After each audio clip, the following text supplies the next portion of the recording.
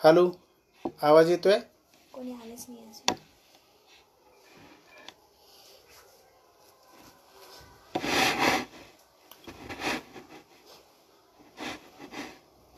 इकडे सारखं थोडं.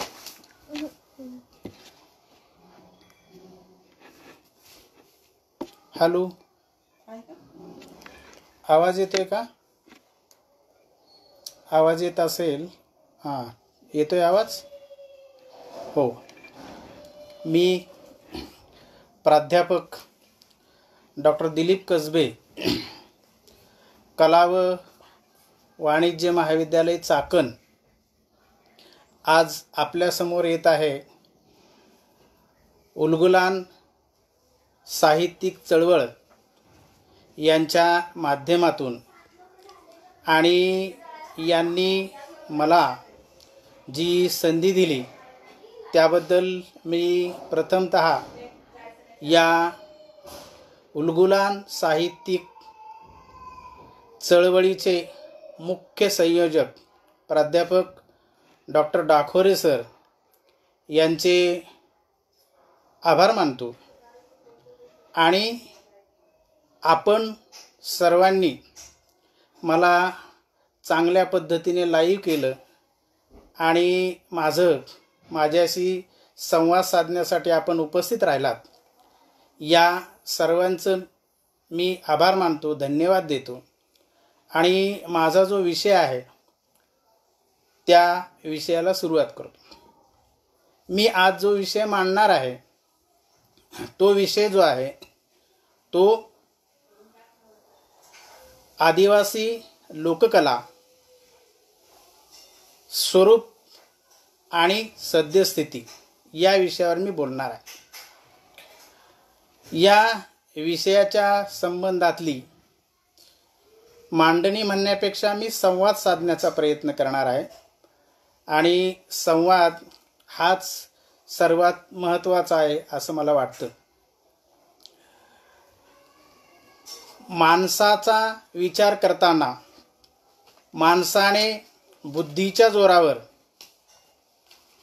अनेक प्रकारच्या गोष्टी केल्या आणि या करताना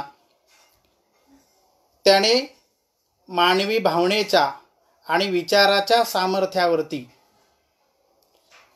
ज्या ज्या गोष्टींची निर्मिती केली त्या कला, साहित्य, कृती, उक्ती याच्या माध्यमातून.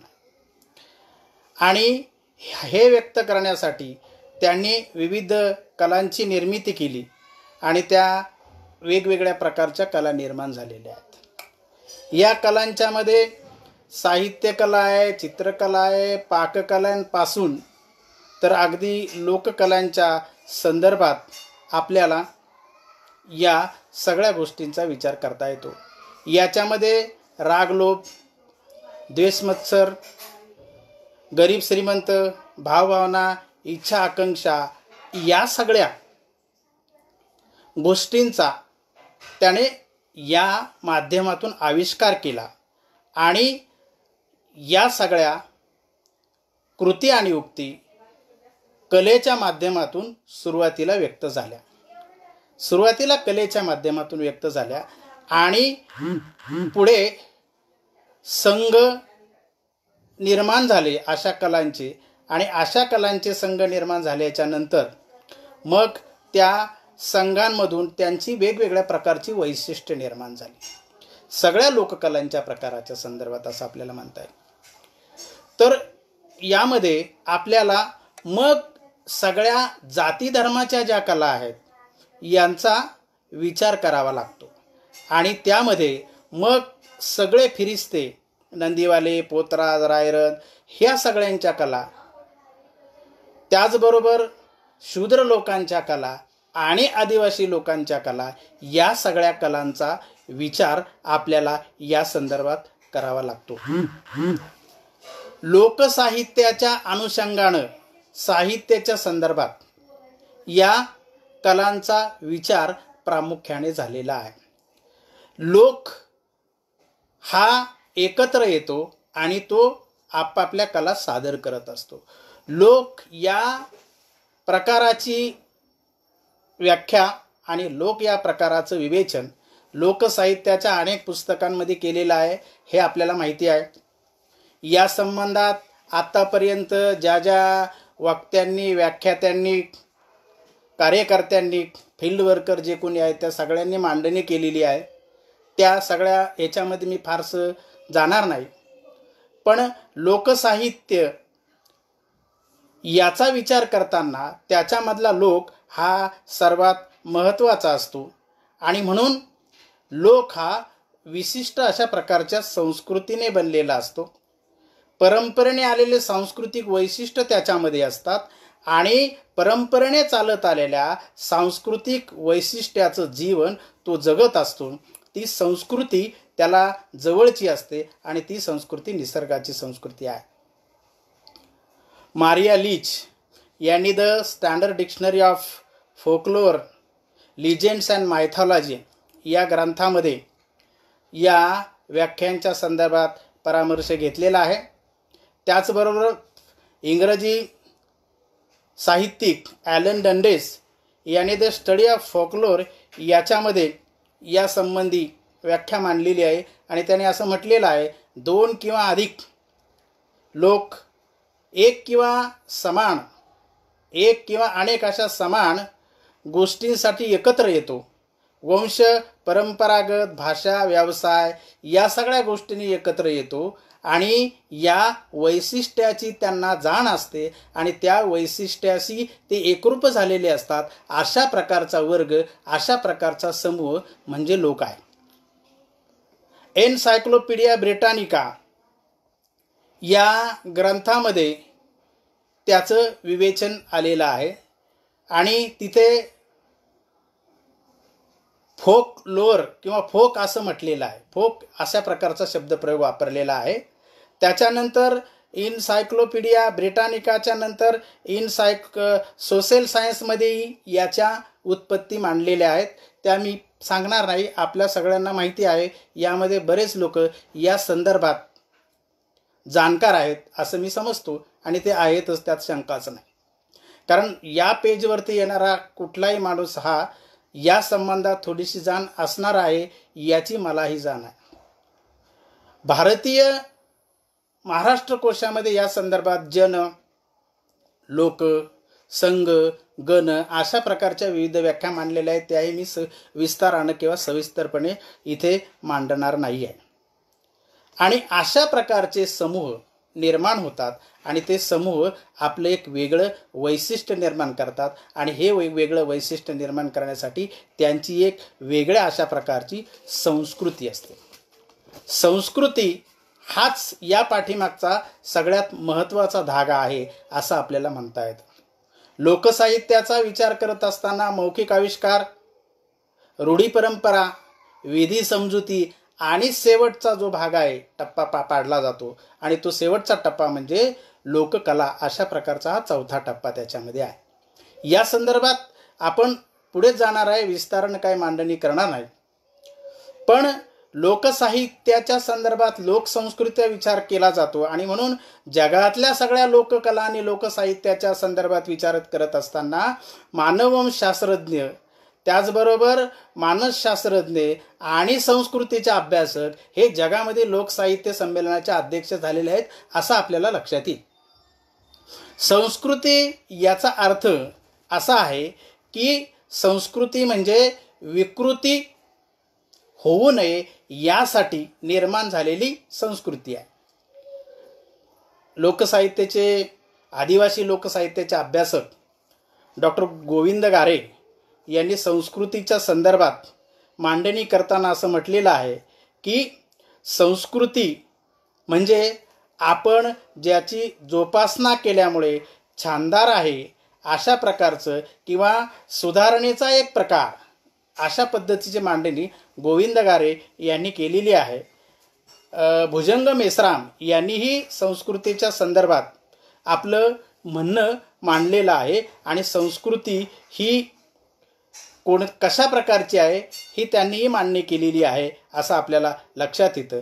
परंतु या संस्कृतीच्या संदर्भात मी एक आपल्याला उदाहरण देतो, किंवा संस्कार म्हणजे नेमकं काय या संदर्भात मी आपल्याला एक मांडणी असं एक उदाहरण असं सांगतो की ते उदाहरण असं आहे की आपल्याकडे प्रत्येकाकडे दूध असतं आणि आपण दूध तापवतो. दूध का तापवतो? त्याचं कारण असं आहे की दूध खराब होऊ नये म्हणून आपण तापवतो. कारण दूध जर खराब झालं, दूध जर तापवलं नाही तर ते खराब होतं. म्हणजे दुधावर केलेला पहिला संस्कार म्हणजे तापवणे होय. आता हे दूध तापवल्याच्या नंतर किती दिवस राहतं? तर तेही फार काळ राहत नाही तापवून. मग आपण दुधावर पुन्हा संस्कार करतो आणि दुधावर पुन्हा संस्कार केल्याच्या नंतर मग त्याच्यातून आपण वेगवेगळ्या पदार्थ तयार करतो, पण दूध आपण फेकून देत नाही. संस्काराचंच असं आहे. संस्कार हे असे पिढ्यानपिढ्या बदलत जातात. पिढ्यानपिढ्या त्याचं स्वरूप हे बदलत जातं. अशा पद्धतीचं संस्काराचं स्वरूप आहे.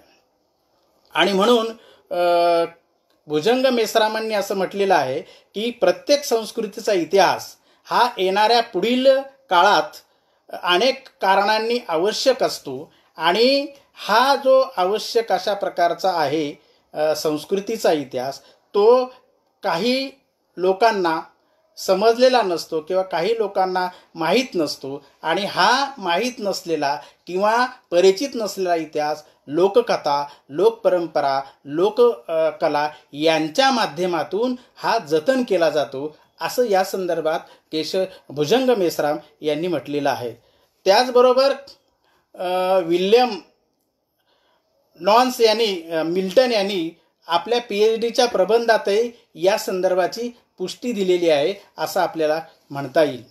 आणि म्हणून आपण या लोकसाहित्याच्या संदर्भात प्रामुख्याने सर्व समूहामध्ये विचार झालेला दिसतो किंवा सर्व समूहामध्ये लोकसाहित्य निर्माण झालेलं असतं आणि लोककला निर्माण झालेल्या असतात. भारत या देशाचा जर आपण विचार केला तर भारत या देशामध्ये जी समाजाची जी रचना आहे, लोकांची जी रचना आहे, ती रचना ही विषम स्वरूपात आहे असं आपल्याला लक्षात येतं. ही विषम स्वरूपातली रचना अशा प्रकारची आहे की त्याच्यामध्ये एक माणूस दुसऱ्याशी व्यवहार करत नाही, दुसरा माणूस तिसऱ्याशी व्यवहार करत नाही आणि तिसरा माणूस पहिल्याशी व्यवहार करत नाही.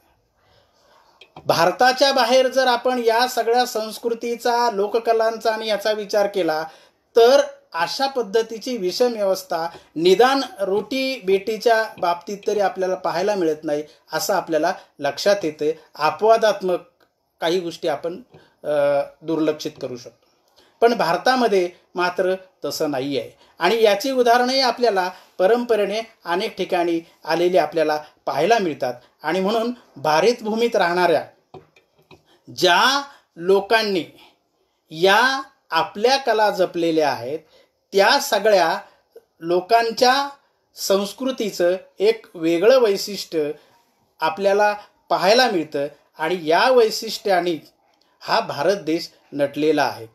आणि म्हणून आदिवासींच्या सांस्कृतिक जीवनात त्यांना निसर्ग हा सगळ्यात महत्त्वाचा आणि जवळचा असा वाटतो. निसर्गाचं वर्णन हे आदिवासी साहित्यामधून आपल्याला पाहायला मिळतं. कारण आदिवासी हा जंगलात राहायला गेलेला असा समूह आहे. इथे अनेक टोळ्यांनी आक्रमणं केली आणि अनेक टोळ्यांनी आक्रमणं केल्याच्या नंतर या टोळ्यांच्या संदर्भात या आदिवासी समाजानं लढा देऊन आपलं एक वेगळं असं स्वतंत्र अस्तित्व जंगलात निर्माण केलं आणि तिथे राहायला लागला. आणि इथल्या पुन्हा या टोळ्याच्या अभिजन समाजानं त्यांना एक नाव दिलं आणि ते नाव आजतागायत आहे असं आपल्याला लक्षात येतं. आदिवासी लोक ही वेगवेगळ्या प्रकारे भारतामध्ये वस्ती करून राहतात असं आपल्याला लक्षात येतं. भारतीय समाजाचा, आदिवासींचा जर विचार केला आदिवासींच्या मध्ये महाराष्ट्रात किती जमाती आहेत, भारतात किती जमाती आहेत, किती जाती आहेत, हे आता आपण आत्तापर्यंतच्या अनेक व्याख्यानांमध्ये ऐकलेलं आहे. त्या संदर्भात मी सांगणार नाही.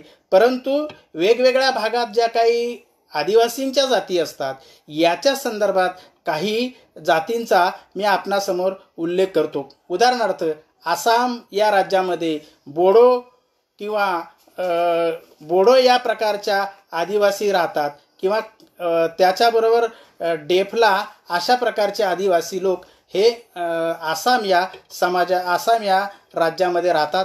त्यानंतर त्रिपुरा, मणिपूर या ठिकाणी मंडा किंवा लुशाई अशा प्रकारचे आदिवासी लोक राहतात. नागालँडमध्ये दियांग अशा प्रकारच्या आदिवासींची जमात आहे. हिमाचल, उत्तर प्रदेश इथे गुर्जर, गुड्डी, मेलिया अशा प्रकारची आदिवासींची जमात आहे. तसेच पश्चिम बंगाल आणि बिहार या राज्यामध्ये कोरचा, भेंगी, चेंचू अशा प्रकारच्या आदिवासी जमाती आहेत असं आपल्याला लक्षात येतं. या सगळ्या जमातीमध्ये महाराष्ट्राचा जर आपण विचार केला तर महाराष्ट्रामध्ये आता सगळ्या राज्यांच्या संदर्भात मी हे करत नाही, पण महाराष्ट्राचा जर विचार केला तर महाराष्ट्रामध्ये प्रामुख्याने अहमदनगर, रायगड, नाशिक, रत्नागिरी या सगळ्या अख्ख्या महाराष्ट्राच्या संदर्भात अख्ख्या महाराष्ट्रामध्ये वेगवेगळ्या प्रकारच्या जाती असतात आणि याच्यामध्ये ठाकर, भिल्ल, कोरकू अशा प्रकारच्या अनेक जातींचा समावेश केला जातो. ह्या सगळ्या जातीचे उल्लेख आत्तापर्यंत आलेले आहेत असं आपल्याला लक्षात येईल. या सगळ्या जातींच्या संदर्भात आपल्याला माहिती आहे.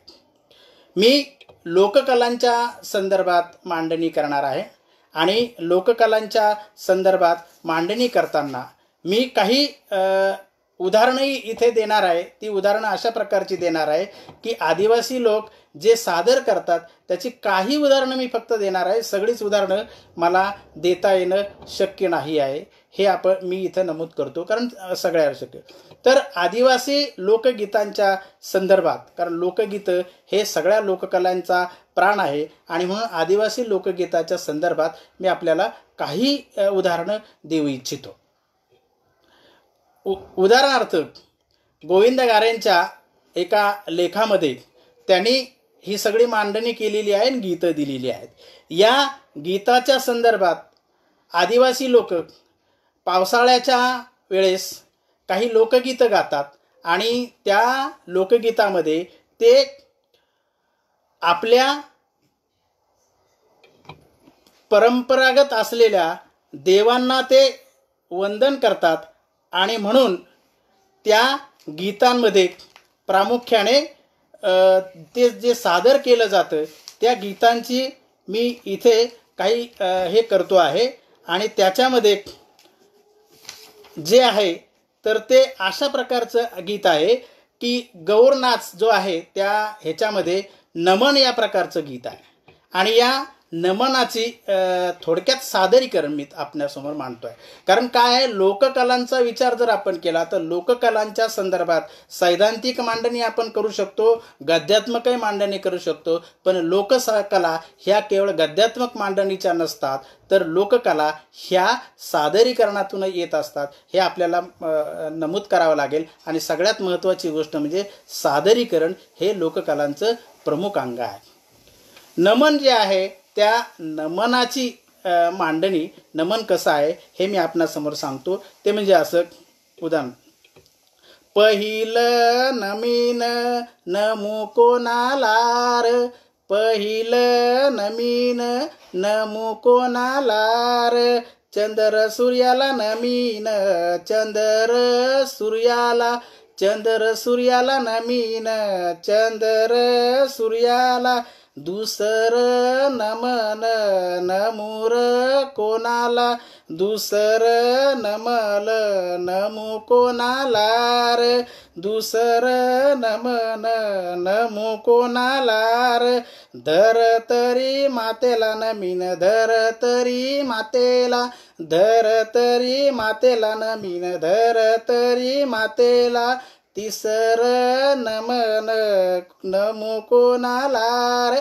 तिसर नमन नमो कोणाला र कणसरी मातेला नमीन कणसरी मातेला कणसरी मातेला नमीन कणसरी मातेला.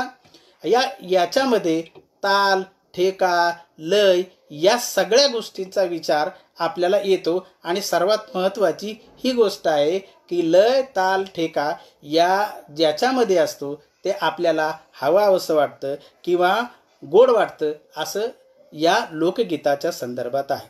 आता याच्यामध्ये जेव्हा पीक पाणी येतं आणि मग चांगलं पीक पाणी आल्याच्या नंतर जेव्हा त्या पिकाचं वर्णन केलं जातं त्याचं एक गीत आहे तेही मी सांगतो आहे. फक्त लोकगीतांची मांडणी आपण करूया. बाकीच्या सगळ्याच याची काही उदाहरणं काही चुटके किंवा असं काही सांगता येईल. सगळंच काही सादरीकरण करता येत नाही. शिवाय त्याला वाद्याची जर साथ असेल तर ते अजूनच खोलून आणि चांगल्या पद्धतीने दिसतं.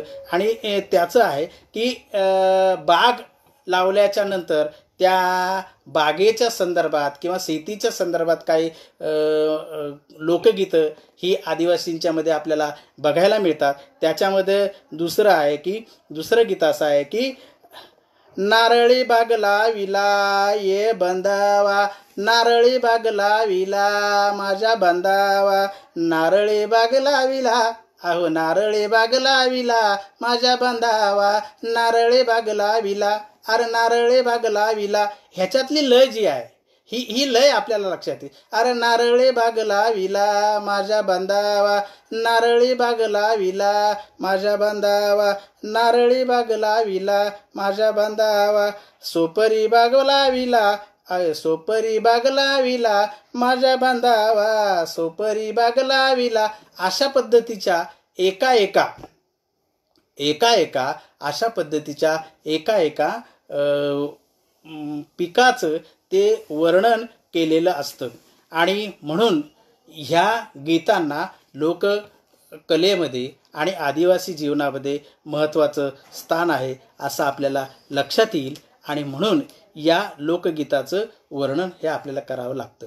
या गाण्यातून मनातल्या भावभावना व्यक्त झालेल्या असतात आणि या भावभावना व्यक्त करण्यासाठी पुढचं एक गीत मी आपल्याला मांडतो आहे. पुढचं गीत ते असं आहे.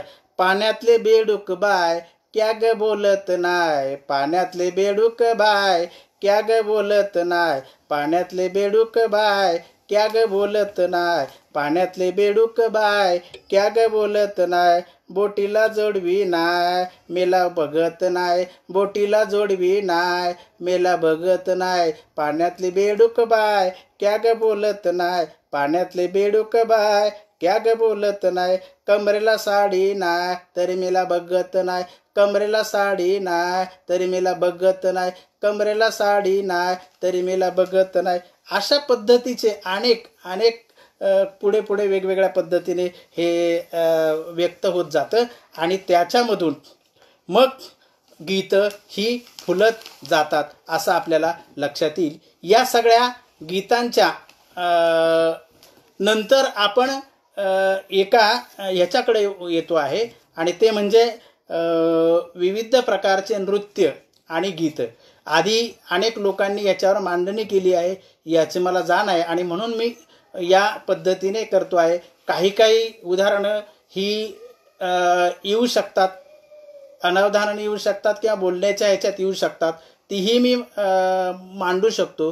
कारण हे जर मांडणी केली तर या सगळ्याचं स्वरूप हे वेगवेगळ्या प्रकारचं असतं. प्रत्येकाच्या विवेचनावरूनही होऊ शकतं असंही आपल्याला लक्षात येईल. निसर्ग पूजक अशा पद्धतीचा हा देव असल्यामुळे आदिवासी साहित्यामध्ये हे निसर्ग पूजकाचं नमन आपल्याला पाहायला मिळतं. या लोकसाहित्यामध्ये विविध प्रकारचे नृत्य असतात आणि ह्या नृत्यांनाही फार महत्त्वाचं स्थान आहे. तर ते नृत्य आहेत वेगवेगळ्या जमातीचे. बोहाडा नृत्य, दंडार अशा प्रकारचं लोकनाट्य, दिंदान नृत्य त्याला असं आपण म्हणूया. या प्रकारची वेगवेगळ्या प्रकारची नाट्य आणि नृत्य आदिवासींच्यामध्ये सादर केली जातात. सगळ्याच नृत्यांच्या आणि सगळ्याच लोकनाट्यांच्या संदर्भात मला मांडता येणार नाही याची मला जाणीव आहे आणि म्हणून त्या पद्धतीने आपण त्याचं विवेचन करूया. खरं म्हणजे इथे दृश्य स्वरूपात जे काम होतं ते दृश्य स्वरूपाचं काम आणि नेपथ्याचं काम हे निवेदनामध्ये करत असतो आणि निवेदन हे त्याच्यामध्ये महत्त्वाचं आहे. बोहाडा हा आदिवासी नृत्याचा प्रकार आहे. मुखवटे आणि मुखवटे घालून परंपरेने चालत आलेला हा प्रकार आहे. प्रत्येक घरामध्ये या मुखवट्याचं निर्मिती केली जाते. प्रत्येक ह्याच्यामध्ये मुखवट्यांची निर्मिती केली जाते. अनेक प्रकारच्या कला आहेत. या सगळ्या कलाच्या इकडं आपण आलेलो नाही, कारण यासंबंधी काही चित्रकला आहेत, काही नक्षीकाम आहेत, काही भांडी तयार करायचं आहे, वैद्यक कलासुद्धा आहे, कारण वैद्यक हा एक आदिवासींच्या याच्यातला महत्त्वाचा घटक आहे. असं सगळं आहे. पण आपण शक्यतो लोककलांच्या संदर्भात हे सगळं मांडण्याचा प्रयत्न करणार आहे आणि म्हणून नृत्य हे आदिवासी लोक सादर करतात, कारण आदिवासींचा नृत्य हा एक महत्त्वाचा भाग आहे आणि या नृत्याच्या माध्यमातून ते आपल्या भावभावना व्यक्त करत असतात. त्याच्यामध्ये विविध प्रकारचे मुखवटे असतात. ठाकर, भिल्ल, कोळी अशा प्रकारचे आदिवासी या प्रकारचे नृत्य सादर करतात. चैत्र पौर्णिमेला याची सुरुवात होते आणि ते हे नृत्य 5-6 दिवस चालतं. डोक्याला रुमाल बांधून हे नृत्य सादर केलं जातं आणि देवाचा विजय हो अशा प्रकारचे याच्यामधून घोषणा दिल्या जातात. त्याचबरोबर हळदी नारळानं या देवाची पूजा केली जाते. अशा प्रकारचं हे सादर केलं जातं. यामध्ये नरकासूर किंवा देवदेवता, त्याचबरोबर विनोदी पात्र अशा प्रकारचे पात्रही असतात. एवढं सांगून मी पुढे जातो, कारण याच्यावरती हे केलेलं असेल. जिथे मला मांडणी आहे, जिथे मांडायचं आहे त्याच गोष्टी फक्त मी मांडणार आहे. लग्न, कार्यक्रम, उत्सव प्रसंगी अनेक प्रकारची नृत्य ही सादरी केली जातात आणि हे नृत्य सादर करताना त्याच्यामध्ये नृत्याच्या बरोबर कला प्रकारही सादर केले जातात आणि हे कला प्रकार प्रामुख्याने लग्न कार्याच्या वेळी किंवा एखाद्या जत्रेच्या वेळी सादर केले जातात. ह्याच्यामध्ये या कला प्रकारांच्यामध्ये वेगवेगळ्या प्रकारची वाद्ये असतात आणि हे वेगवेगळ्या प्रकारची वाद्ये वाजून ह्या कला सादर केल्या जातात. उदाहरणार्थ तारफा नृत्य आहे. तारफा नृत्यावरती आदिवासी लोक नाच करत असतात. तारफा म्हणजे आपल्या सगळ्या लोकांना माहिती आहे आणि तो तारफा हा भोपळ्याचा असतो. भोपळ्याच्या बिया काढून त्यामधून तो तयार केलेला असतो. त्याला पुढे करणा असतो आणि त्या कर्णाच्या साहाय्याने तो वाजवतात. हा तारफावाला मध्ये उभा राहतो आणि नंतर बाजूला सगळी लोक असून ह्या तारफ्याचं हे केलं जातं. याच्यामध्ये 2 प्रकार असतात, घोघो आणि खोगडा अशा प्रकारचे 2 प्रकार आहेत असं आपल्याला लक्षात येतं. हे प्रामुख्याने पावरा गोंड या लोकांच्या संदर्भात ते केलं जातं. ढिंडाण नाच किंवा दिंडार असंही प्रकारचा एक नाच आहे. अशाही प्रकारचं नृत्य आहे. या नृत्यामध्ये डोंगरदेव, नारायणदेव, कणसरी माता या सगळ्यांना वंदन केलं जातं. या सगळ्यांची वंदन करून त्यांचं वर्णन या गीतामध्ये असतं. याच्यामध्ये ढोल, डप अशा प्रकारची वाद्ये असतात. बांसी किंवा बासरीही असते आणि या सगळ्या वाद्यांच्या मध्ये आपल्याला ते सादर केलेलं दिसतं.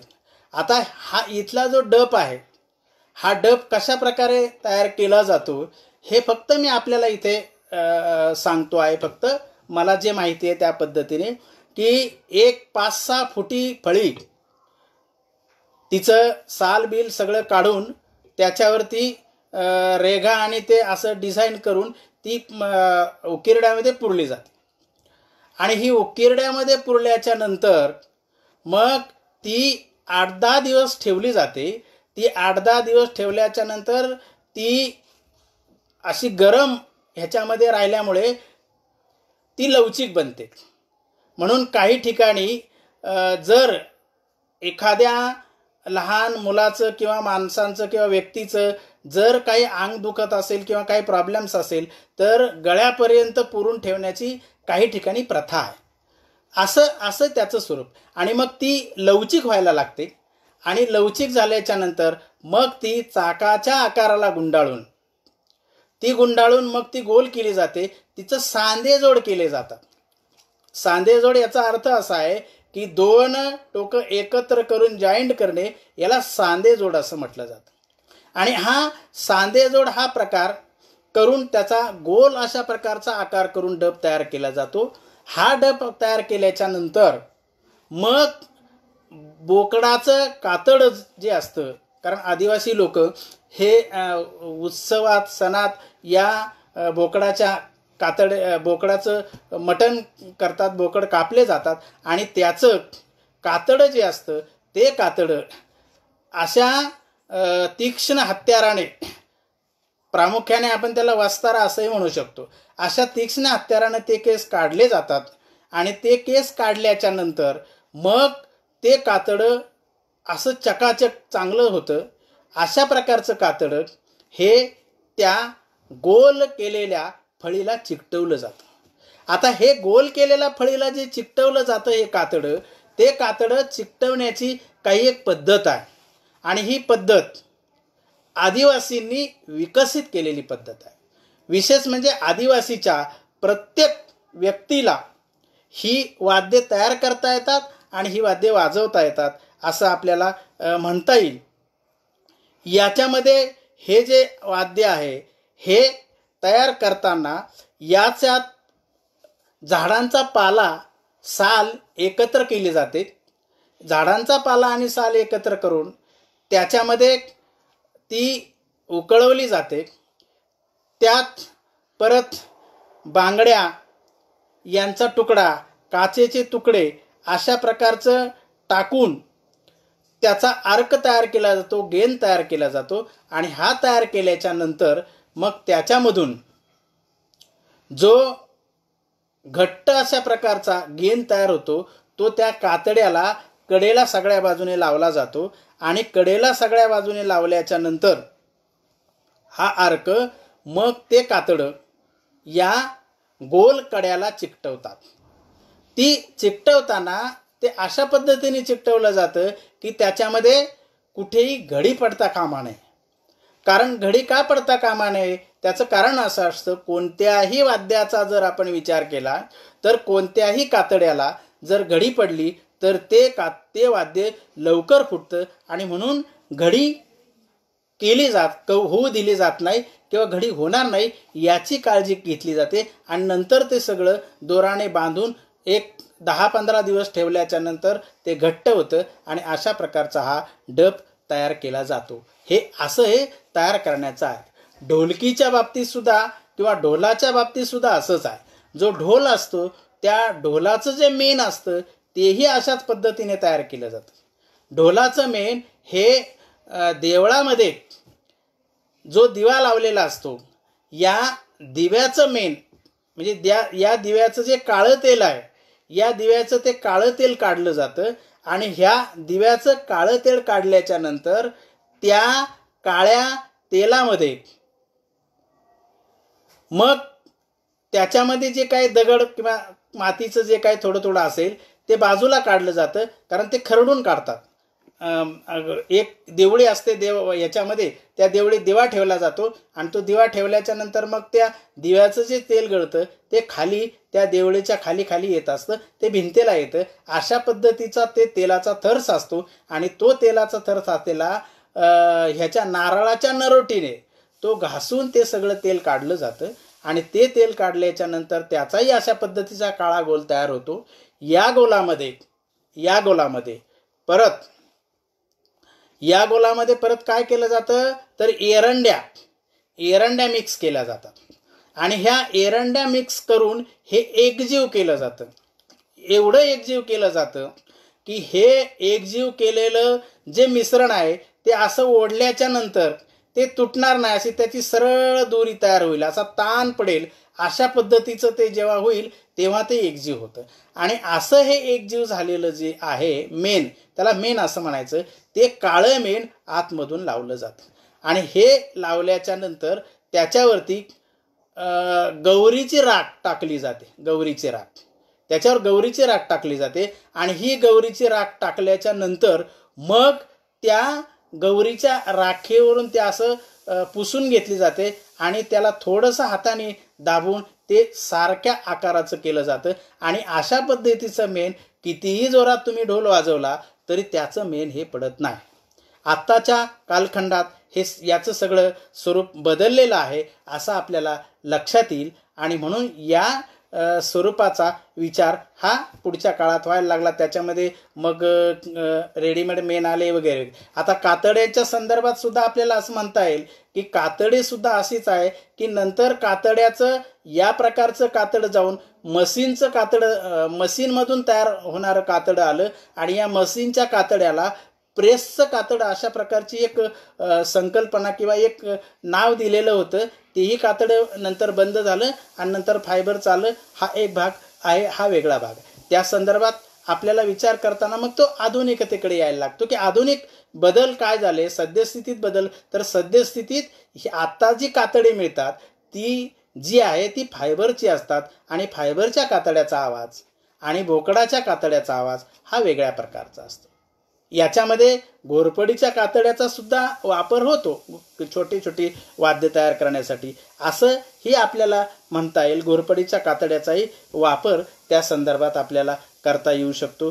अशा पद्धतीचं हे वाद्य तयार केलं जातं आणि त्याच्या तालावरती नर्तक नाचत असतात आणि हे नृत्य सादर केलं जातं.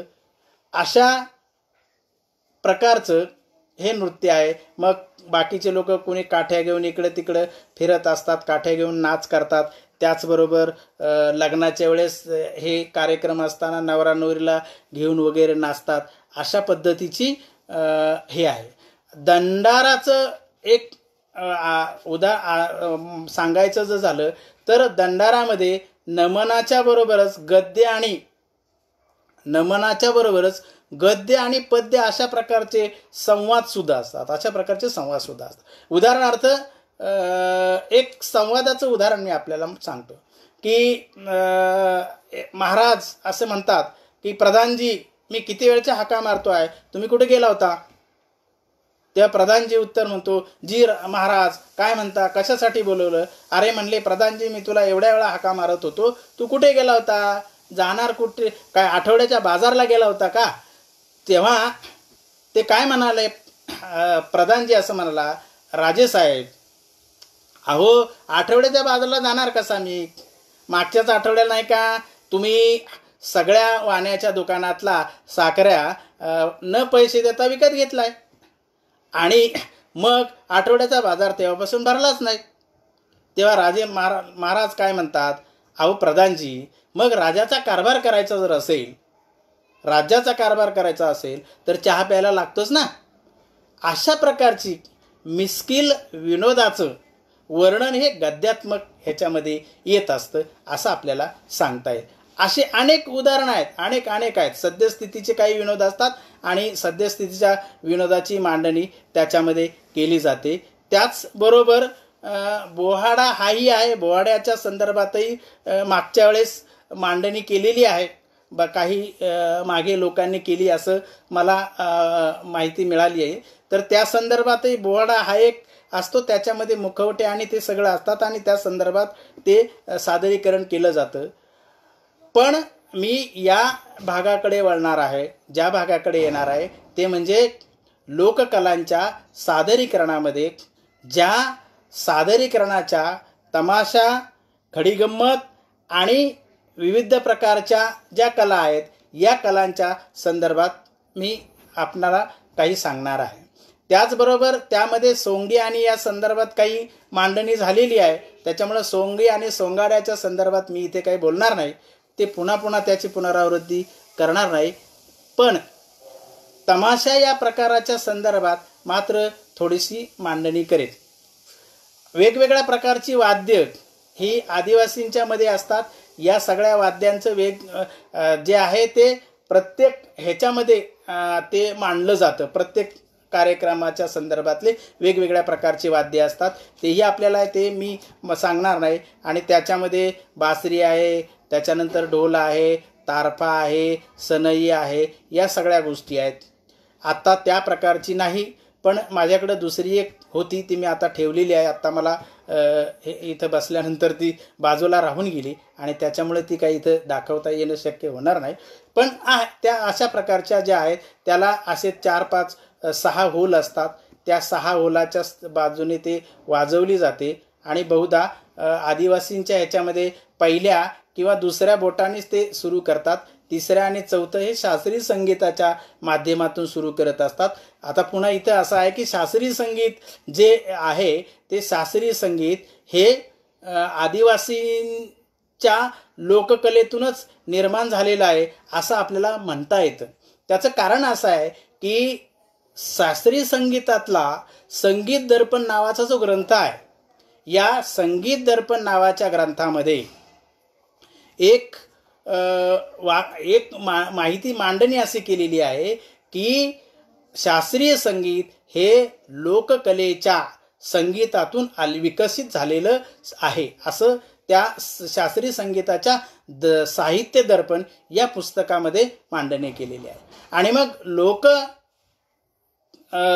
कलेतील किंवा लोक संगीतामधून जर हे येत असेल तर या भारतभूमीमध्ये सर्वात जुनं लोकसंगीत जर कोणाचं असेल तर ते सर्वात जुनं लोकसंगीत हे आदिवासींचं आहे असं आपल्याला म्हणता येतं आणि असं म्हणण्याला वाव आहे.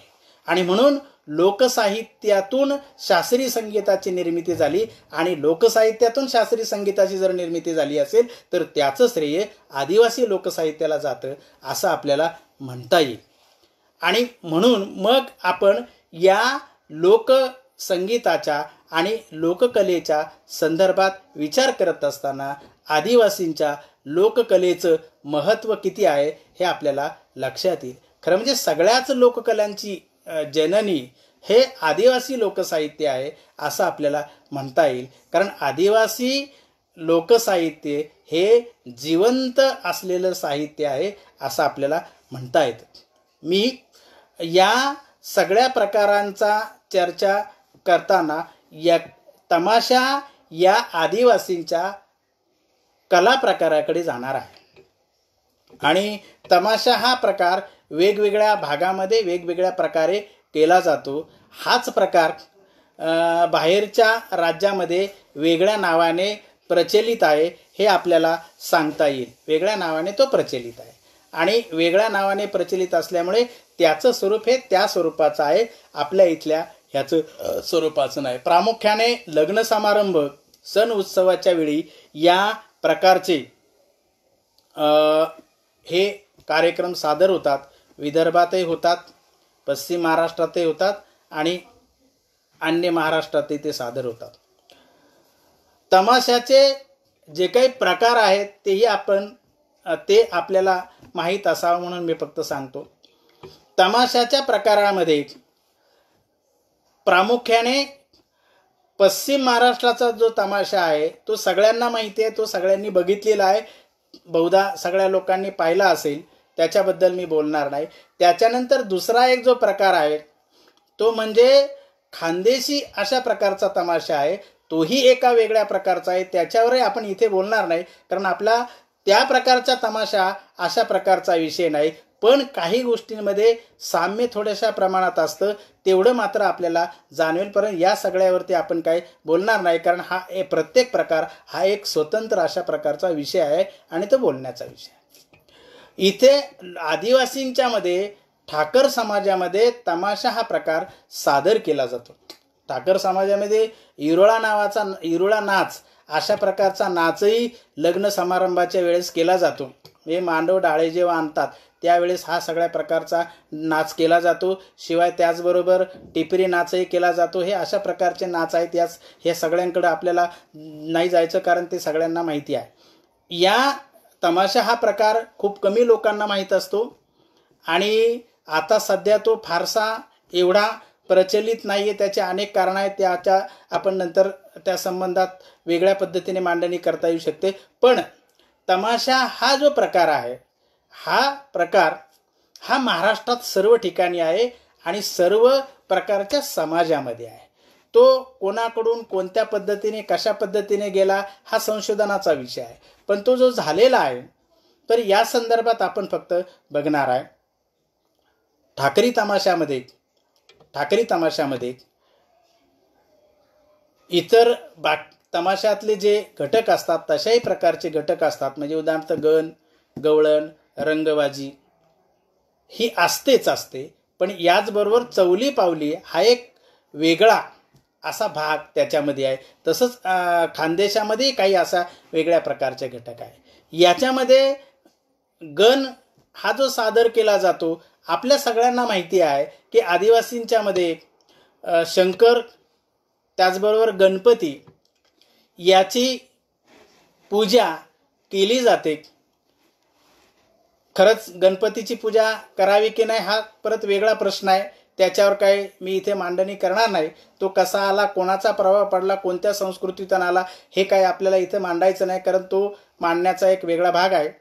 कारण तो वेगळ्या चळवळी आणि याच्या अनुषंगाचा एक वेगळा विषय, म्हणून त्याच्यावर मी मानणार नाही. शिवाय ज्या लोकदैवतांचा वापर केला जातो त्या लोकदेवता कोण आहे, म्हणजे उदाहरणार्थ राम, सीता यांच्या संदर्भात आपण काही गीतही आपल्याला छापलेली दिसतं, पुस्तकांमध्ये आहेत. मग या सगळ्यांबद्दल काय आणि या सगळ्यांच्या पलीकडे असलेल्या रावणाच्या प्रतिमेचं किंवा रावणाच्या व्यक्तिमत्वाचं काय, हाही सगळ्यात महत्त्वाचा भाग आहे. आणि याच्यामध्ये आपण आता इथे हा आपला चर्चेचा विषय नाही, कारण महात्मा रावण अशा प्रकारचं पुस्तक हे आलेलं होतं आणि त्या पुस्तकाच्या संदर्भात अनेक प्रकारचे वादविवाद किंवा चर्चा आणि ते काय मतांतरे झालेले तो या सगळं आहे. तेव्हा या सगळ्या ज्या आहेत गोष्टी, काही इकडच्या तिकडच्या मतभेदाच्या किंवा काही असतील, त्याच्या काही उणिवा इथं राहून जातील. त्याबद्दल आपण काही हे करणार नाही, का ते मान्यच केलं पाहिजे. त्या उणिवा राहून जातील. मग कोणत्या पद्धतीने करायचे, लोककलेत हे चाललं पाहिजे का, ते चाललं पाहिजे का, ते सगळं आहे. पण या तमाशा या सगळ्या कला प्रकाराच्या संदर्भात गण, गवळण, कथानक म्हणजे वगनाट्य अशा स्वरूपाचं एक मांडणी प्रामुख्याने असते. आता ही मांडणी असताना एक मी उदाहरण फक्त आपल्याला गणाचं सांगतो. गण कशा प्रकारचा असतो, गण कशा प्रकारचा. या नाचत रंग निघनुबा हो गवरीच्या हारकी, या नाचत रंग निघनुबा हो गवरीच्या हारकी, गवरीच्या हारकी, गवरीच्या हारकी. लय बघा, लय कसं असतं, लोकसाहित्यात लयीला खूप किंमत आहे. आणि तुमची लय जर व्यवस्थित असेल तर तुमचं लोकसाहित्य परफेक्ट आणि पॉवरफुल व्हायला. गवरीच्या हारकी, गवरीच्या हारकी, खडी साखरेची चव केली हो गोड मधाच्या सारखी, खडी साखरेची चव केली हो गोड मधाच्या सारखी. मधाच्या चवीची तुलना नाही करू शकत. खडी साखर सगळ्यात गोड आहे असं म्हणून मध हे वेगळ्याच पद्धती. गोड मधाच्या सारखी, गोड मधाच्या सारखी, गोड मधाच्या सारखी, गोड मधाच्या सारखी. महापंडित सभेमध्ये बसले हो तुम्ही रत्न पारखी, महापंडित सभेमध्ये बसले हो तुम्ही रत्न पारखी. हा जो लोककलेतला कलाकार आहे, तो लोककलेतला कलाकार हा आपल्या समोर बसलेल्या सगळ्या प्रेक्षकांना दैवतच मानतो. आणि ही दैवताची संकल्पना ही आदिवासींच्या मध्ये आहे. आणि हे दैवत मानणे म्हणजे स्वातंत्र्य, समता, बंधुभाव अशा प्रकारची भावना निर्माण करणे असं आपल्याला म्हणता येतं. आणि स्वातंत्र्य, समता आणि बंधुभाव निर्मिती म्हणजेच या देशातली लोकशाही बळकट होणं आहे. आदिवासींच्या मध्ये खऱ्या अर्थाने परंपरागत पद्धतीने लोकशाही जोपासलेली होती.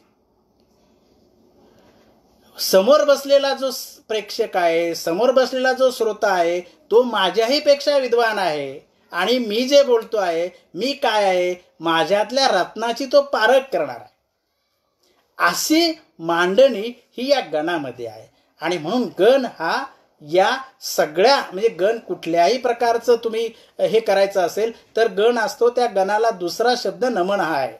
गणाचा दुसरा अर्थ नमन आहे, वेगळं काही मांडणी नाही. दोन्ही अर्थ दोन्ही शब्द एकाच अर्थानं वापरले जातात, फक्त वेगवेगळ्या पद्धतीने वापरले जातात. म्हणजे उदाहरणार्थ गीताचं ध्रुपद शास्त्रीय किंवा अभिजन संस्कृतीमध्ये ध्रुपद आणि आंतरा असा असतो. लोककलेच्या परंपरामध्ये त्या आंतराला इथं दुगण असं म्हटलं जातं आणि दुगण हा एक वेगळा अशा प्रकारचा लोकपरंपरेतला शब्द आहे. असे अनेक प्रकारचे शब्द आहेत. या सगळ्याच शब्दांचं सादरीकरण किंवा सगळे शब्द सांगता येतील किंवा आठवतील असंही नाही. ओघात काही राहून जातात, काही सांगता येतात. त्यानंतर पुढचं जे आहे ते म्हणजे गवळण आहे. आणि गवळण ही वेगवेगळ्या प्रकारची असते. त्याच्यामध्ये खरं म्हणजे श्रीकृष्ण हा महत्त्वाचाच भाग आहे आणि ते पात्र अनेक ठिकाणी आलेलं आहे, सगळ्या ठिकाणी येतं आहे आणि प्रत्येक कलांमध्ये ते आहेच आहे, आलेलंच आहे, त्याला काय पर्याय नाही, पण ते आलेलं आहे. आणि याची गवळण असते आणि मग तो सगळं हे करतो, अडवतो वगैरे. एक ओळ फक्त मी आपल्याला सांगतो, फार काही सांगत नाही, कारण ते सगळ्या अजून अशा कितीतरी आहेत. माझ्याकडं गण हे अजून बऱ्याच पद्धतीचे गण मानता येतील, अनेक प्रकारचे आहेत. तर हे सगळं आहे. तर अशा पद्धतीचं हे आहे.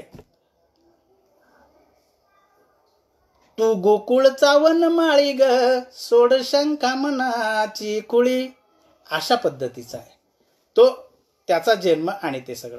तर मग पुढे सगळे आहेत. मग गवळणीचं सौंदर्य किंवा तिच्या रूपाचं वर्णन हे एका गवळणीमधून मी सांगतो. खूप सांगणार नाही, बऱ्याच आहेत पण सांगणार. लाखात तू देखणी जशी चंद्राची चांदणी, लाखात तू देखणी जशी चंद्राची चांदणी, वीज कडकडे आसमानी बाई साजने ग, वीज कडकडे आसमानी.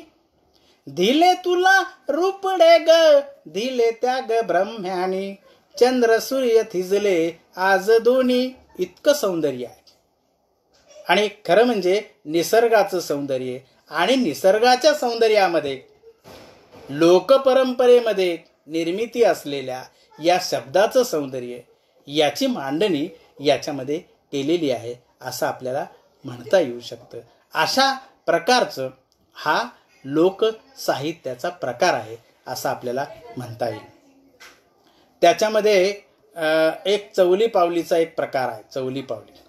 चौली पावली हे असं गीत आहे की त्या चौली पावलीच्या त्याच्यात बरोबर परत काही हे आहे की काही मध्ये विनोद पण अशा पद्धतीने येत राहतात आणि ह्या विनोदाची पण मांडणी त्याच्यामध्ये केलेली असते आणि या सगळ्या विनोदाचं वर्णनही आपल्याला करता येऊ शकतं. तर चौली पावलीचं काय आहे हे मी फक्त एक उदाहरण म्हणून तुम्हाला सांगतो. चौली पावली हा प्रकार ठाकरे तमाशामध्ये प्रामुख्याने आपल्याला दिसतो. या जुन्नर पट्टा आणि नगरच्या अलीकडच्या काही भाग, या भागामध्ये हे अशा प्रकारचे तमाशे सादर होताना मी पाहिलेले आहे, बघितलेले आहे. त्या कार्यक्रमांना मी लहानपणापासून हजेरी लावलेली आहे. तर तो चौली पावलीचा एक प्रकार जो आहे तो मी आपल्याला त्याच्यामध्ये सांगतो आहे. तो चौली पावलीचा कापा तो असा आहे की नदीचा मासा धरायचा असा आहे ते. आणि मग तिथं कोणतरी टाकायचं नाव कोणाचं असेल, म्हणजे उदाहरणार्थ एकनाथ असेल, दिनकर असेल, काय असेल ते, आणि मग तो नवरा करायचा. अशा पद्धतीचं ते आहे. आणि मग त्या ज्याने पैसे दिलेले आहे त्याच्या नावानं तो उद्धार करायचा आणि त्याच्या नावानं उद्धार करून मग त्याची ती मांडणी करायची. अशा स्वरूपाची ही मांडणी याच्यामध्ये होत होती असं आपल्याला म्हणता येईल. असं ते त्याचं स्वरूप आहे असं लक्षात येतं.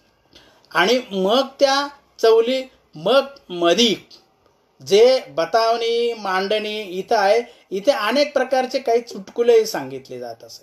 म्हणजे उदाहरणार्थ आदिवासींच्या जीवनामध्ये दारू हा एक महत्त्वाचाच भाग आहे, तो त्यांच्या जीवनाचाच भाग आहे.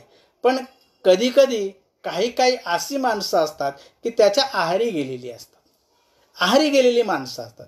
आणि ही आहारी गेलेली माणसं ही अशी आहारी गेलेली असतात की इतकं त्याला ती सवय लागलेली असते काही लोकांना की तांब्यासुद्धा उचलत नाही त्याला सकाळी उतारा घेतला नाही तर. उतारा हा सगळ्या लोकांना माहिती आहे, उतार्याचे अनेक अर्थ आहेत, पण इथं कोणता उतारा पाहिजे हे आपल्या सगळ्या सुज्ञ लोकांना कळालेलं आहे. मगाशी गणातच आपण सांगितलं की आपण सगळे सुज्ञ आहात म्हणून. तर त्या संबंधीची एक निवेदन वजा काव्य मी आपल्यासमोर सांगतो आहे. निवेदन वजा काव्य ते काय आहे? निवेदन वजा काव्य ते अशा स्वरूपाचं आहे. तो निवेदन करणारा माणूस पुढे येतो आणि काय म्हणतो, माझी अंत्ययात्रा सुगंधी फुलाने नटवा, माझी अंत्ययात्रा सुगंधी फुलाने नटवा, पण 2 बॅरल मात्र स्मशानात पाठवा. माझी प्रेत यात्रा सुगंधी फुलाने नटवा, पण 2 बॅरल मात्र स्मशानात पाठवा. प्रेत यात्रेला माझ्या नको टाळ मृदुंग नको गाजा वाजा. प्रेत यात्रेला माझ्या नको टाळ मृदुंग नको गाजा वाजा, पण स्मशानभूमीत जे येतील त्यांना दारू मात्र सक्तीनं पाजा. जे स्मशानभूमीत येतील त्यांना मात्र दारू मात्र सक्तीनं पाजा. माझी चिता अत्तर टाकून चंदनात झाका, माझी चिता अत्तर टाकून चंदनात झाका, पण आग्ने देताना मात्र पहिल्या धारेची टाका. माझी चिता अत्तर टाकून चंदनात झाका, पण आग्ने देताना मात्र पहिल्या धारेचीच टाका.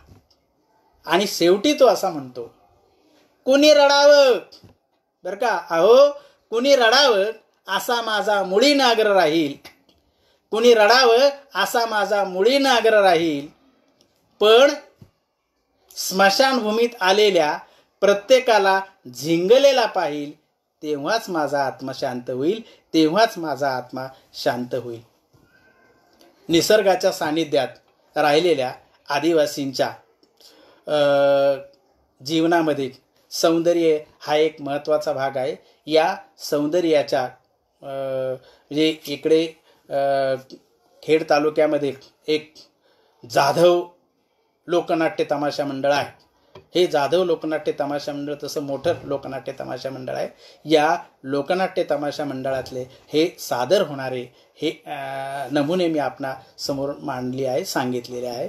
त्याच्यामध्ये या सगळ्या एक सौंदर्य अशा प्रकारचं जे गीत आहे सौंदर्याचं, ते गीताची मांडणी मी आपला 1-2 ओळीत मी सांगतो. ते असं आहे, पानाच्या आड पिकलय पाड, पानाच्या आड पिकलय पाड, सांभाळ आता तू मैना, पानाच्या आड पिकलय पाड, सांभाळ आता तू मैना, बग मारील एखादा दणका ग मग जीवाची होईल दैना, बग मारील एखादा दणका ग मग जीवाची होईल दैना. आला बहर आंब्याला छान, आला बहर आंब्याला छान, रंग सेंदरी केलं दिवाण, रंग सेंदरी केलं दिवाण, या धोक्याची जाण ठेवून कोणी मारील नजरेचा बाण, कोणी मारेल नजरीचा बाण, धोक्याचा सल्ला दिलाई तुला, धोक्याचा सल्ला दिलाई तुला, भोळा हा साहेबू हाय ना. हे त्या तमाशातला हा कलाकार होता, त्यानं त्याचं नाव टाकून ते गीत केलेलं आहे. भोळा हा साहेबू हाय ना, बग मारील एखादा दणका ग मग जीवाची होईल दैना. अशा पद्धतीची ही गीतं या प्रकारामध्ये येत असतात. असं अनेक प्रकारची गीतं ही याच्यामध्ये आपल्याला सांगतायत. आता या गीतांच्या संबंधानं आपण हे करत असताना काही आधुनिक पद्धतीची आहेत की सध्या पिकं ही हे झालेली आहेत, गावरान पिकं राहिली नाहीत, सेंद्रिय शेती राहिली नाही, आणि मग या सगळ्यांमध्ये जे काही निर्माण झालेलं आहे ते सगळं हायब्रिड निर्माण झालेलं आहे. या संदर्भातही काही गीतं ही निर्माण झालेली आहे की हायब्रिड बाजरी, हायब्रिड ज्वारी, दूध निरस, अन्न पौष्टिक नारायलं गेलं, असली सारं हायब्रिड झालं वगैरे. या सगळ्या अशा प्रकारची गीतं, त्यालाही चाला आहे, तेही लावता येतील, तसं काय हे नाही. गावरानं गेल्या गाई म्हैसी, पंजाबीनं आल्यात जर्सी, दूध निरस पिऊन पाहिलं, सारं हायब्रिड झालं. अशी सगळी गीतं ही या रंगबाजी किंवा बतावणीमध्ये ती सादर केली जातात, असं त्याचं हे आहे. आता लोक संगीत म्हणजे याच्यातलं जे संगीताचं आहे, या संगीताच्या आणि वाद्यांच्या या संदर्भातली काही माहिती आपण घेणार आहे. ठाकरी तमाशा जो आहे त्या ठाकरी तमाशाच्या वाद्याच्या बाबतीत आपण फक्त बघणार आहे. इथे ठाकरी तमाशाच्या याच्यामध्ये फक्त ढोलकी वाजवली जाते आणि म्हणून त्याला ढोलकीचा तमाशा असं म्हटलं जातं. दुसऱ्या तमाशांमध्ये बाकीच्या, ज्याला आपण पश्चिम महाराष्ट्रात वायदेशी वगैरे तमाशा असं म्हणतो, जे प्रसिद्ध आणि त्या सगळ्याच्या आहे, तेही पहिले अशाच पद्धतीचे होते, पण ते आता वेगळ्या वळणावरती आलेले आहेत. त्यांच्यामध्ये हलगी हा प्रकार होता असं म्हणतोय आम्ही. आज आहे का, तर तेही नाही आहे. आज तो का गेला ते आता इथे सांगण्याची वेळ नाही, कारण तो त्या तमाशा कला प्रकारातला भाग आहे. त्याच्यामुळे तो तिथे आपण सांगूया, कारण आपण आपल्या ह्याच्यावरतीच आहे ना, आपण एवढ्याच ह्याच्यावरती मांडणी करणार. तर तिथे हलगी नावाचा प्रकार नव्हता, फक्त हलगी नावाचा प्रकार नव्हता आणि नाही, तिकडे आहे आणि तोही नामशेष झालेला आहे. ढोलकी वाजवली जायची, ढोलकीवरती काही तोडे घेतले जातात आणि तोडे घेऊन ही गाणी सादर केली जातात. आणि ही सगळी गाणी सादर जी केली जातात ती तोड्याच्या साहाय्याने सादर केली जातात. तोडा हा याच्यातला महत्त्वाचा घटक आहे. ठेका आणि तोडा असे दोन प्रकार हे वाद्यामध्ये असतात. त्याचबरोबर टाळ हे सगळ्या ठिकाणी असतं, तुंतुन सगळ्या ठिकाणी असतं, ज्याला काही ठिकाणी चवंडकं असं म्हटलं जातं. अशा प्रकारचे झेलक आणि बाकीच्या सगळ्या संरचना ह्या सारख्या असतात. फक्त आदिवासी तमाशामधलं जे बॅकग्राऊंड असतं ते बॅकग्राऊंड मात्र साधं अशाच प्रकारचं असतं, असं आपल्याला लक्षात येईल. कधी कधी तर चादरी लावून, पाठीमागे चादरी लावायच्या आणि मग माणसानं पुढे यायचं. स्टेज नसतं, बिगर स्टेजवरही केलं जातं. स्टेज जरी असलं तर ते कोणतं असणार, तर एखाद्या ठिकाणचा आपला जो हे आहे तो भाग, म्हणजे महत्त्वाचा पारावरचा भाग, गावच्या ठिकाणी महत्त्वाचा भाग, अशा प्रकारची जी ठिकाणं आहेत त्या ठिकाणी सादर होतात आणि ते त्या चादरी आणि याच्या साहाय्याने ते होतं. आणि हे पूर्वीच्या काळी, आता लाईट आल्यामुळं त्याच्यामध्ये बदल झाला, हे सगळे पूर्वीच्या काळी रॉकेलच्या टेंब्यावरती सादरीकरण केलं जायचं, हे आपल्या सगळ्यांना माहितीच आहे. त्याच्यानंतर मध्ये पेट्रोमॅक्सचा दिव्या नावाचा काहीतरी एक प्रकार आला होता, तो एक आहे, तो भाग वेगळा आहे, त्याच्यात काय हे पडायचं काही कारण नाही, पण ते असाही प्रकार आलेला होता असं आपल्याला म्हणता येईल.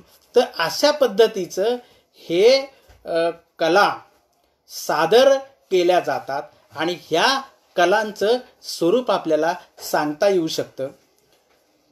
आपण या सगळ्यामध्ये मांडणी करत असताना वेळेचं भानही आपल्याला ठेवायला पाहिजे आणि म्हणून वेळेचं भान ठेवून मी या सगळ्या कला प्रकारांच्या आता एका याच्यावरती येतो की या कला प्रकारांच्या संदर्भात जर आपण शेवटच्या टप्प्याकडे गेलो तर आता सध्याच्या स्वरूपाच्या संदर्भात काय मांडता येईल हे माझं वैयक्तिक मत आहे. प्रत्येकाचे मत वेगळी असू शकतात. माझ्या मताशी काही सहमत असतील, काही नसतील, असंही होऊ शकतं. आधुनिक कलांचा संपर्क आल्यामुळे मूळ आशयामध्ये बदल झालेला आहे आणि आशय हे वेगळ्या स्वरूपाचे यायला लागलेले आहेत असं आपल्याला लक्षात येतं. वाद्यामध्येही बदल झालेला आहे. मगाशी आपण तेच सांगितलं की कातडीही वेगवेगळ्या प्रकारचे आहेत. शिवाय आता तर कलाही बदललेल्या आहेत, कारण अनेक आदिवासी पाड्यावरती बँड पथकं ही तयार व्हायला लागलेली आहेत असं आपल्याला लक्षात येतं. हे नवीन वाद्य त्याच्यामध्ये आलेली आहेत असं सांगता येईल. त्याचबरोबर लोककलावंतांच्याकडे किंवा लोककलेकडे प्रामुख्याने तरुण वर्गाचं बघण्याचं हे वेगळं स्वरूप बदललेलं आहे. अर्थात त्याला कारणीभूत जीवनशैली आहे. कारण पूर्वीच्या काळी जे होतं ते वेगळं होतं. पूर्वी काय काम करायचं, घरी यायचं, खायचं. आता तसं नाही. आता रोजंदारीसाठी वेगळ्या प्रकारची साधनं गोळा करायला लागतात आणि त्या वेगळ्या प्रकारच्या साधनांचाही प्रभाव हा प्रामुख्याने त्याच्यावरती पडलेला आहे आणि म्हणून हे बदललेलं स्वरूप आपल्याला बघायला मिळतं. कारण आणि सर्वात महत्त्वाचं म्हणजे की ह्याच्यामध्ये समाज सुधारणा आणि मानवमुक्तीचा विचार यांच्या प्रतिमा प्रतीक आणि मांडणी ही या लोककलांच्या मध्ये यायला पाहिजे आणि ती प्रामुख्याने येत नाही. काही ठिकाणी येत असेल तर तो अपवाद आहे. म्हणजे याचं स्वरूप हे आदिवासी कवितेमध्ये फार मोठ्या प्रमाणात आलेलं आहे हे आपल्याला सांगता येऊ शकतं. आणि याच्यामध्ये केशव मेश्रामांच्या कविता आपल्याला सांगता येतील, कृष्णकुमार चांदेकरांच्या कविता आपल्याला सांगता येतील किंवा सुनील कुमरेंच्या कविता आपल्याला सांगता येतील. अशी काही उदाहरणं आपल्याला ह्याच्यामध्ये मांडता येईल. कारण याच्यामध्ये जी मांडणी आहे ती अशा प्रकारच्या मानवमुक्तीचा विचार करणाऱ्या आणि चळवळीच्या कार्यामध्ये योगदान दिलेल्या, म्हणजे बिरसा मुंडा असेल, त्याचबरोबर बुद्ध असेल, कबीर असेल, या सगळ्यांच्या प्रतीक आणि प्रतिमा ह्या यायला लागतात. आणि प्रतीक आणि प्रतिमा ह्या प्रत्येक समाजाच्या महत्त्वाच्या गोष्टी असतात. कारण प्रतीक आणि प्रतिमा ह्या संस्कृतीमधून आलेल्या असतात आणि संस्कृती ही सत्ता टिकवण्याचं आणि वर्चस्व टिकवण्याचं साधन आहे असं आपल्याला म्हणता येतं. बिरसा, एकलव्य या सगळ्यांच्या विचारांची मांडणी ही लोककलांच्या मध्ये आधुनिक ह्याच्यामध्ये येत असेल पण अभावाने येते असं मला वाटतं. स्वातंत्र्य, समता, बंधुत्व जोपासणाऱ्या विचारवंत आणि समाजसुधारक यांच्या अभ्यासाच्या मांडणी करून या सगळ्याचा विचार करावा असं मला वाटतं. यामध्ये मेश्राम, सुरकुंडे यांच्या कवितांचं उदाहरण आपण सांगितलं की ते अशा पद्धतीचं हे करतात. दुसरं गोष्ट म्हणजे अनुकरणात्मक बदल हा प्रामुख्याने अभिजन कलेचा होतो. अभिजन कलेकडे आपण फार आकर्षित होतो. हे जसं याच्यामध्ये आहे तसं सगळ्या लोककलांच्या संदर्भात आहे असं आपल्याला म्हणता येईल. लोकसाहित्याच्या पुस्तकांच्या मध्ये याचा अभाव आपल्याला दिसतो. आणि अजून एक नोंद घेण्यासारखी गोष्ट आहे टी व्ही चॅनेल्सची, की टी व्ही चॅनेल्समध्ये आदिवासींचे अनेक प्रकारचे कार्यक्रम दाखवले जातात, स्पर्धाही दाखवल्या जातात. आदिवासींच्या पथकांना हेही मिळतं, बक्षीसही मिळतो. पण परीक्षण कोण असतो हा विचार करण्याचा भाग आहे. कारण जो परीक्षक असतो तो आदिवासी कलेचाच परंपरागत जाणकार आहे का, की नुसता आदिवासी कलेचा अभ्यास केलेला आहे, या गोष्टींकडे प्रामुख्याने आपण लक्ष द्यायला पाहिजे. आणि असं जर केलं तर आपल्याला असं लक्षात येतं की परीक्षक हे वेगळ्याच प्रकारचे असतात आणि आदिवासी तिथं कला सादर करतात. म्हणून या सगळ्यांमध्ये परीक्षण हे त्याच कलेतला जर व्यक्ती असेल तर तो चांगल्या पद्धतीने करतो, कारण त्याला परंपरागत पद्धतीने त्या कलेची जाण असते. प्रसारमाध्यमातून अशा पद्धतीचं आदिवासींचं जे सादरीकरण होतं ते केवळ फायद्याच्याच दृष्टीने किंवा उपयोगाच्या दृष्टीने होतं, प्रसिद्धीच्याच अंगाने केलं जातं आणि हे करताना वेगळ्याच प्रकारचे कलाकार असतात, कधीकधी आदिवासी कलाकार नसतात आणि त्याच्यामुळे मग आदिवासी कलेचं स्वरूप हे बदलू शकतं असंही आपल्याला म्हणता येईल. आणि म्हणून इतर कला प्रकाराच्या नुसार ते त्यांच्या त्यांच्या पद्धतीची काही मिश्र अशा प्रकारची मांडणी करतात असं आहे. जसं आदिवासी चळवळीला अशा काही नवीन निर्मिती करणाऱ्या शाहिरांची उणीव आहे, अशा पद्धतीचं निरीक्षण आपल्याला नोंदवता येतं. म्हणजे उदाहरण द्यायचं जर झालं तर दलित चळवळीच्या संदर्भात जर आपण पाहिलं तर दलित चळवळीच्या संदर्भात एक महत्त्वाची गोष्ट सांगता येते की या चळवळीमध्ये अनेक शाहीर निर्माण झाले आणि त्या शाहिरांनी ही चळवळ पुढे नेली. आदिवासी उलगुलान चळवळ पुढे नेण्यासाठी अशा काही शाहीर प्रकाराच्या व्यक्तींची निर्मिती होणे किंवा अशा प्रकारचे शाहिरी कार्यक्रम सभासभांमधून चळवळीच्या सभांमधून मांडत जाण्याची गरज आहे. म्हणजे उदाहरणार्थ 10 भाषणं आणि एका शाहिराचं सादरीकरण हे लोकांवर अतिशय इम्प्रेस करायला लागतं आणि म्हणून या प्रकारच्या मांडणीची गरज आहे. शिवाय विद्यापीठामध्ये जसं इतर कलांच्या नृत्य, संगीत, नाट्य या संदर्भात प्रशिक्षण दिलं जातं किंवा पदव्या दिल्या जातात, तशाच प्रकारे आदिवासींच्या नृत्याचं, आदिवासींच्या कलांचं, आदिवासीच्या संगीताचं हे प्रशिक्षण असावं असं मला वाटतं आणि हे सद्यस्थितीत आपल्याला सांगता येणं आवश्यक आहे किंवा ते असायला पाहिजे. अशा पद्धतीचा हा विचार आपल्यासमोर मी मांडला आहे. फक्त मी एकच गीत या संबंधी आपणासमोर सादर करतो, कारण इथे लोकगीताचा विवेचन करताना की स्वातंत्र्य, बंधुता आणि लोकशाही मूल्य जोपासण्याचं काम हे परंपरागत पद्धतीने लोकसाहित्याच्या आदिवासी साहित्याने केलेलं आहे असं आपल्याला म्हणता येतं. आणि म्हणून माणसाला माणूस म्हणून जोपासण्याचं काम आदिवासी करतात आणि म्हणून मी असं म्हणतो की माणसा इथे मी तुझे गीत गावे, असे गीत गावे तुझे हित व्हावे, असे गीत गावे तुझे हित व्हावे, माणसा इथे मी तुझे गीत गावे हे पूर्ण गीत आहे. ह्या गीताचे कवी जे आहेत ते पुन्हा दलित चळवळीचे वामनदादा आहेत. बऱ्याच लोकांना हे माहीत आहे. माणसा इथे मी तुझे गीत गावे, असे गीत गावे तुझे हित व्हावे, माणसा इथे मी तुझे गीत गावे, माणसा इथे मी तुझे गीत गावे. असं हे माणसाचं गीत खरंच आदिवासी लोककलेने, लोकसाहित्याने आणि लोकपरंपरेने आत्तापर्यंत गायलेलं आहे. माणसातला माणूस शोधला आहे आणि म्हणून लोकपरंपरा ह्या जपल्या पाहिजेत असं फक्त शासन सांगता आहे.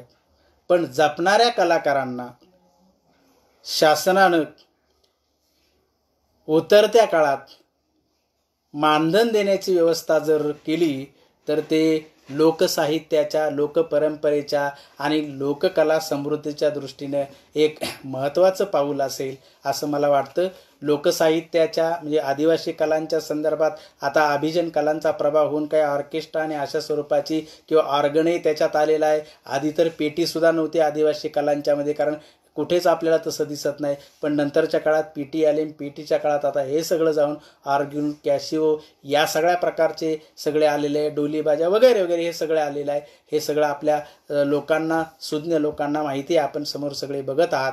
आणि म्हणून मला या उलगुलान साहित्य चळवळीमध्ये मी काही फार वैचारिक मांडणी केली किंवा विचारवंत किंवा फार काही केलं असं नाही.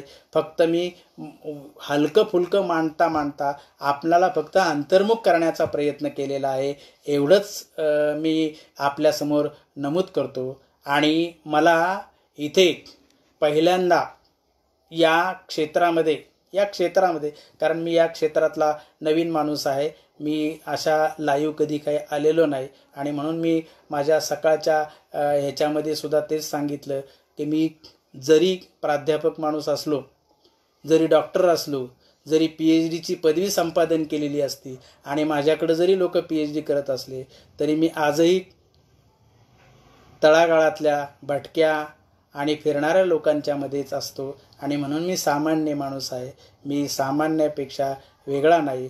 आणि सामान्यांच्याच या पेजवरती मला ज्यांनी बोलवलं, लोकशाही जोपासणाऱ्या विचारांची आणि लोकशाही बळकट करणाऱ्या विचारांची जोपासना करणाऱ्या आणि त्या परंपरेवरती चालणाऱ्या या उलगुलान साहित्य चळवळीचे मुख्य आणि प्रमुख संयोजक डॉक्टर डाखोरे सर यांनी मला जे या निमंत्रित केलं आणि जी संधी दिली त्याबद्दल मी त्यांचे आणि त्यांच्या टीमचे आभार मानतो, धन्यवाद व्यक्त करतो. आणि इथं माझं विवेचन थांबवतो. जे काही झालं असेल, ज्या काही उणिवा राहिल्या असतील तर त्या माझ्या आहेत.